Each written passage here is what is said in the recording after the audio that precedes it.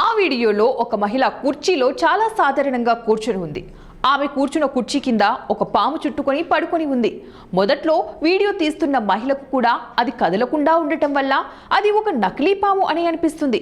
కానీ అకస్మాత్తుగా ఆ పాము కదలడం ప్రారంభించినప్పుడు వీడియో తీస్తున్న మహిళ షాక్లో స్తంభించిపోతుంది. ఆ తర్వాత ఆమె కుర్చీలో కూర్చున్న మహిళకు పాము గురించి చెప్పగా అది వినగానే ఆ మహిళ పరిస్థితి మరింత చెడిపోయింది.